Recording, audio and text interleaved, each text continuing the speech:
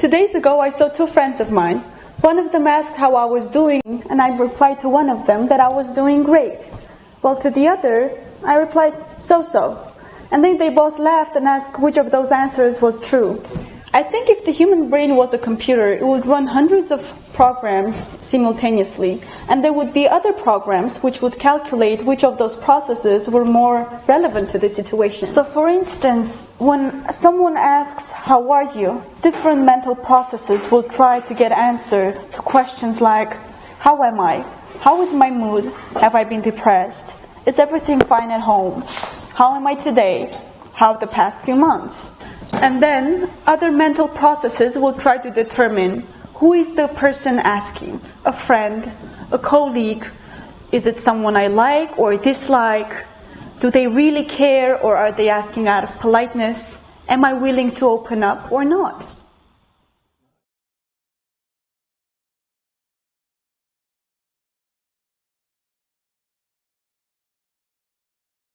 You can also compare our brain, our central nervous system, with the stratigraphic layers of the Earth. The lower layers of nervous processes deal with more basic and primeval functions, such as metabolism, nutrition, communication between cells, body growth.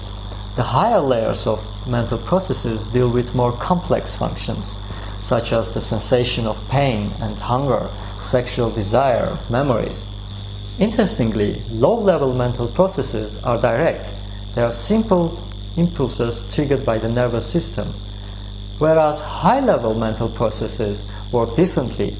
They are intermediated by several other mental processes which are interconnected but somehow independent of each other. These high-level mental processes work because the brain simulates certain sensations. For instance, it generates sexual desire to reproduce, hunger to force you to get food, or pain to avoid tissue damage. You can say that the brain uses the carrot and stick approach to manipulate our body and consciousness to do what's biologically advantageous for us. It is important, however, to realize that the perceived intentions of these actions are different and sometimes even contrary to the actual biological meaning. Think about contraception.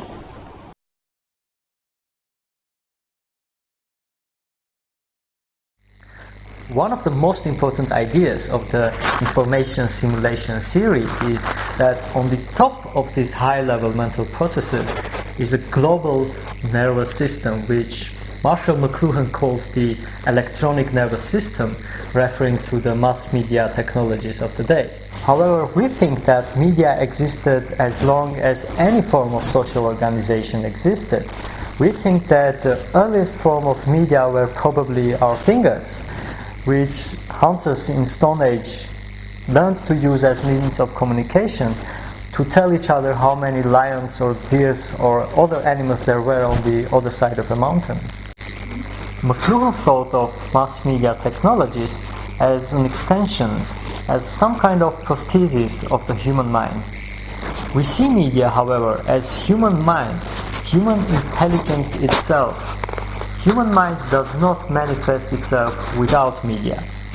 In fact, media works in a very similar way as the human brain. It is often based on simulated sensations.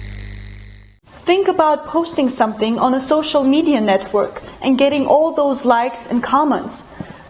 Those are the impulses of the global nervous system.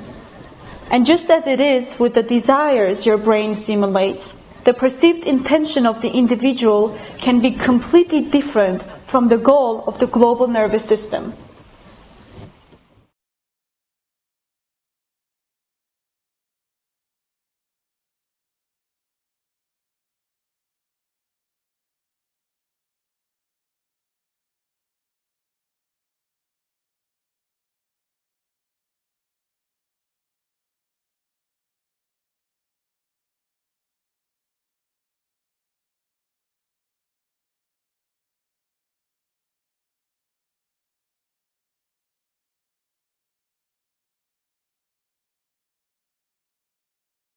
This video is bullshit, but it's fine. At least we're not bullshit.